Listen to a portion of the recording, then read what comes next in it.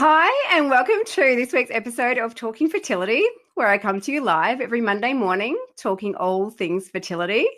Now, give me a thumbs up if you can hear me this morning. I just checked my microphone before we went live and realized my daughter had been playing with the settings. So hopefully I've got everything back on track and you can all hear me okay this morning. So today I'm going to be talking about one of the number one things that you should be eating to boost your fertility health. And this goes whether you're a vegetarian, a vegan, paleo, gluten-free, or really any incarnation of diet out there, there is one thing that you should be eating more of, and that is colour. And no, I don't mean the Skittles variety. I mean natural colours in our fruits and our vegetables, because the colour pigments in these foods provide nourishing, nutritive, and medicinal qualities beyond their carbohydrate, fat, or protein, or even their vitamins and minerals. The colour in food provides phytonutrients. And there are thousands of phytonutrients in our food. And this is a hugely rich supply of healing and nutritive compounds that most of us aren't tapping into enough. So in this episode, I will touch on all the colours and what the benefits offer and what foods you will find them in.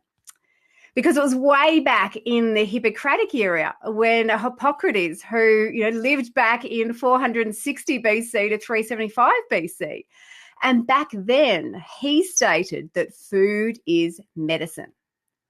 And really, food formed the foundation of all medical treatment, yet over the years, we have somehow lost sight of that.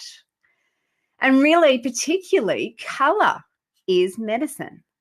Phytonutrients are plant-derived phytochemicals with fabulous nutritive, healing and medicinal properties, yet most of us aren't getting recommended levels.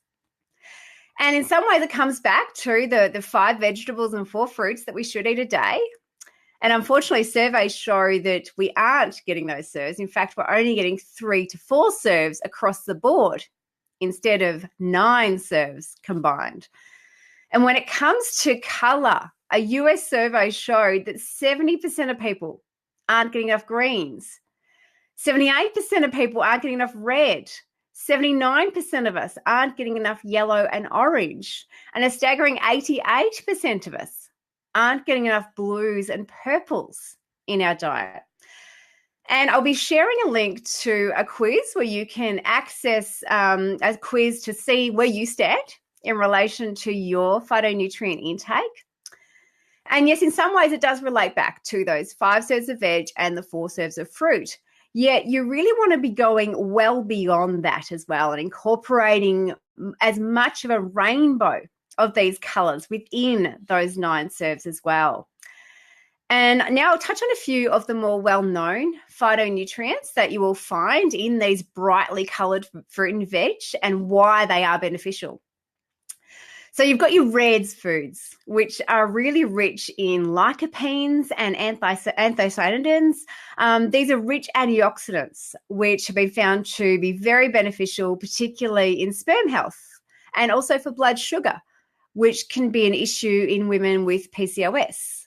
And these include tomatoes, raspberries, cherries, strawberries, cranberries, kidney beans, beets, red lentils, just to name a few. Then you've got your orange foods, and these provide beta-carotene and the carotenoids, which have been found to be tonic to the reproductive system for men and for women, for uterine health and for sperm health and for collagen production. And these include, oranges, sweet potato, pumpkin, apricots, peaches, and the delicious mandarins that we have in season at the moment and are blooming on my tree outside. And eating these foods in season as well really boosts their nutritive properties as well, because they're not being frozen, shipped, and thawed from a long way away. So eating foods in season adds that extra level of benefit as well. You've got yellow foods, which provide bromelain from pineapple, which is great for digestion. There are natural antibiotic properties in foods like manuka honey. There's the bright yellow turmeric, which has very strong anti-inflammatory properties, great for conditions like endometriosis. as well as ginger, which is also a warming circulatory tonic. Then you have greens, and we all know how important greens are for our health. They provide phytonutrients like chlorophyll, which is a very powerful antioxidant. They also provide phytomethylators and your indoles, which are great to support methylation and detoxification pathways and can be especially good for clearing excess estrogen in conditions like heavy bleeding, clots, and endometriosis. And of course, greens are rich in folate, which we know how vital folate is for reproductive health. And it provides folate, not folic acid, which is the synthetic supplemental source, which not everyone is getting the most out of. So you can check out the difference in folate and folic acid if you aren't aware of that in a previous episode of Talking Fertility. But your greens provide that lovely natural folate. And then there's, of course, your blues and purples, which is one of the number one colors that we are missing in our diet.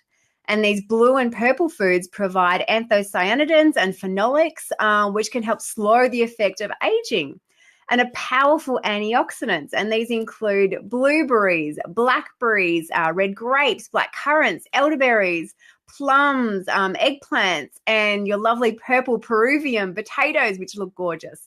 And they contain over 100 times the phytonutrients compared to the white potato variety. Yet white as a colour is not always bad.